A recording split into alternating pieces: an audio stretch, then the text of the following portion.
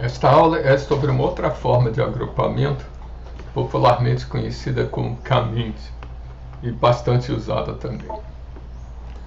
Então, corresponde à seção 7.3 do nosso livro-texto, e o caminhos também está implementado nesses toolkits aqui. Bom, o caminhos ele assume que a gente tem um espaço euclidiano onde a noção de distância está bem definida. E ele funciona de uma maneira bastante simples.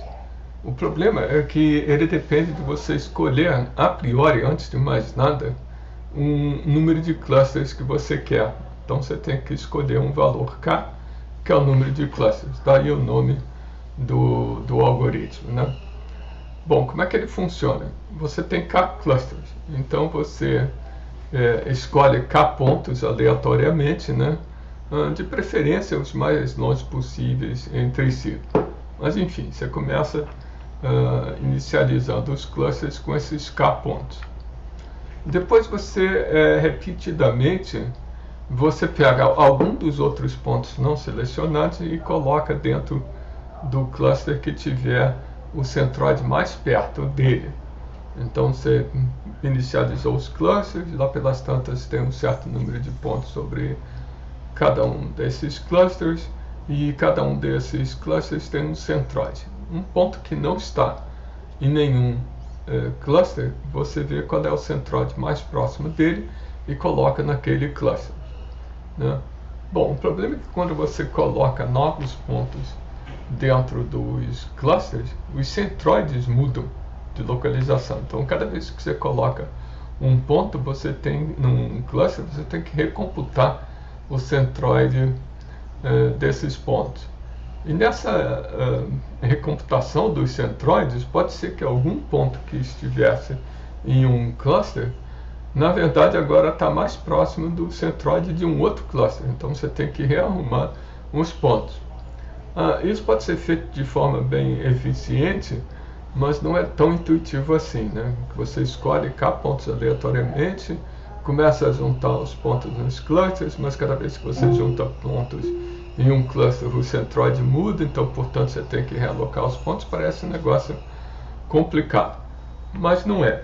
E funciona bastante bem e tem muitas implementações eficientes desse algoritmo. Quando é que isso para? Bom, nota que o K é fixo. Isso para quando não há mais nenhum ponto andando de um cluster para outro, ou seja, quando os centroides dos clusters estabilizam. Então, agora vamos ver um exemplo bem simplesinho. Os nossos pontos são esses representados por esse X aqui, né? Então, X é ponto, o centroide vai ser representado por um quadradinho. Então, inicialmente, você escolhe, vamos usar K igual a 2, ou seja, só 2 clusters.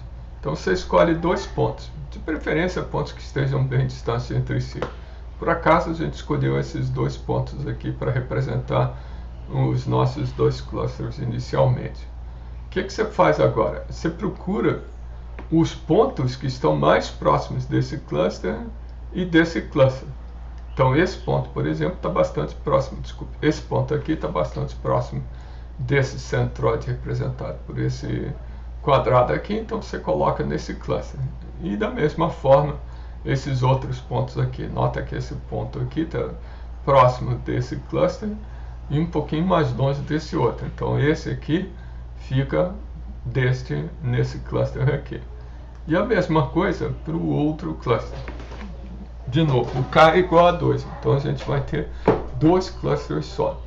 Só que no momento que você faz isso, esse quadradinho aqui não é mais o centroide desse conjunto de pontos. Nota que tem 4 pontos aqui que puxariam o centroide para cima em oposição aos 3 pontos aqui. Então você, quando recomputar o centroide desse conjunto de pontos, é em outro local. Não é mais aqui. Ele subiu um pouquinho, porque aqui tem mais pontos puxando o centroide para cima.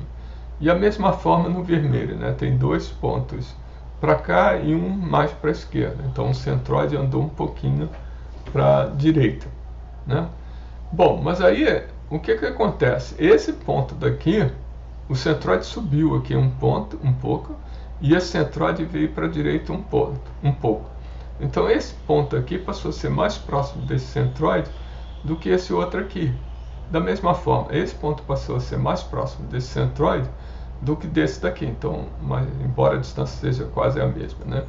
Então a gente tem que recomputar os centroides. Então esse ponto aqui realmente passou para esse cluster, e esse aqui ficou mais ou menos na mesma distância, mas talvez um pouco mais próximo desse. Ele continua nesse cluster aqui. Só que, de novo, como eu tirei esse ponto do cluster azul e ele foi parar no cluster vermelho, os centroides desse conjunto de pontos, agora não são mais esses que estão representados, eles mudam. Então, de novo, esse aqui subiu um pouquinho porque eu tenho vários pontos mais ou menos próximos aqui, em oposição a esses dois que estão um pouco mais afastados. E aqui é a mesma coisa, eu tenho um ponto um pouco afastado para a esquerda e 3 pontos mais à direita. Então, ao colocar esse ponto aqui no cluster vermelho e tirá-la do azul, os centroides do vermelho e do azul mudaram. Então tem que recomputar onde é que estão os pontos mais próximos de cada centroide. Então esses dois pontos aqui acabam ficando no cluster vermelho e saíram do azul. Tá? Então agora o próximo passo é tentar descobrir se a gente pode melhorar essas coisas, né? No caso aqui, isso estabiliza. Então eu tenho os dois clusters, o vermelho e o azul, com os centroides dele e o conjunto de pontos de cada cluster. E aí o algoritmo para. Então você nota que o algoritmo não é tão complicado assim, né? O ponto todo é que quando você coloca mais pontos num conjunto, num agrupamento, o centroide daquele agrupamento pode mudar. E aí a gente tem que recomputar quem está mais próximo de quem e, eventualmente, nessa recomputação, mudar os pontos de clusters, de agrupamentos, né? Então esse é como funciona o caminhos. Agora, sobrou o problema de descobrir quem é o K. É bastante estranho você dizer o seguinte: não, eu quero um K igual a 2. Por que eu quero 2 clusters nesse exemplo aí, não 3 clusters ou 4 clusters? Por que o K é igual a 2? Esse é que é o problema todo desse algoritmo de caminhos. Então o que a gente faz é sair experimentando. Você sai experimentando valores de K, começa com 2, 3, 4, 5, até que os centroides, você cria agrupamentos que estejam com os pontos em torno do centroide, ou seja, a distância média dos pontos de um agrupamento para o centroide daquele agrupamento fica mínima. Então, para K igual a 2, eu obtive aquele exemplo que eu dei. Será que com 3 melhora? Aí faz a conta. Agrupa com 3 e vê a distância média dos pontos a cada um desses 3 centroides. Faz com 4 e por aí afora. Tipicamente, se você sair variando o K e plotando essa distância mínima, você vai obter uma curva assim, que ela vai melhorando, diminuindo a distância média dos pontos até os clusters, e chega num ponto que não adianta muito você aumentar o K, em que essa distância média dos pontos ao centroide não muda muito. Então, desse jeito, a gente chega à conclusão de que 2, 3, 4, quando eu mudo para 5, varia pouco. Quando eu mudo de 3 para 4, varia razoavelmente. Então parece que esse ponto aqui, que é 2, 3, 4, parece que K igual a 4 é o melhor valor que eu poderia arrumar. Isso aqui é um exemplo fictício, né? Agora, as curvas, tipicamente, elas são assim. A gente diz que isso aqui, esse ponto aqui, é o cotovelo da curva. É o ponto de inflexão onde, se eu aumentar o K, o ganho que eu tenho é muito pouco, né? Em oposição a aumentar o K anteriormente. Então a gente diz que esse aqui é o método do cotovelo, do elbow em inglês. Como é que a gente faz isso? Não tem jeito. Vai variando o K até chegar a um valor onde não adianta aumentar o K, porque o agrupamento médio, né, a média das distâncias de cada ponto ao centroide do agrupamento a que ele pertence não diminui. Tá? Então é isso, não tem muito jeito, tem que experimentar. A gente já usou esse algoritmo várias vezes em situações completamente diferentes e a gente acabou usando esse método que eu estou mostrando aqui para vocês para descobrir qual é o valor do K. E isso é bastante importante, porque se você chutar um K muito pequeno, por exemplo, nesse exemplo aqui, a gente tem K igual a 2, ou seja, só tem 2 clusters. A distância média dos pontos ao cluster, ao centroide, o centroide desse verdinho é mais ou menos aqui, né? Então essa distância média desses pontos até o centroide é relativamente grande. Esse aqui, como tem um outlier aqui, a gente força o centroide a ser algo por aqui assim. Então, de novo, a distância média dos pontos ao centroide vai ser grande. Então, para K igual a 2, não parece ser uma boa ideia nesse exemplo. Então, a gente escolheu um número pequeno de clusters e não deu bom resultado. O que seria razoável nesse exemplo aqui, por exemplo, seria para K igual a 3. Para K igual a 3, dá essa figurinha que eu estou mostrando nesse exemplo aqui.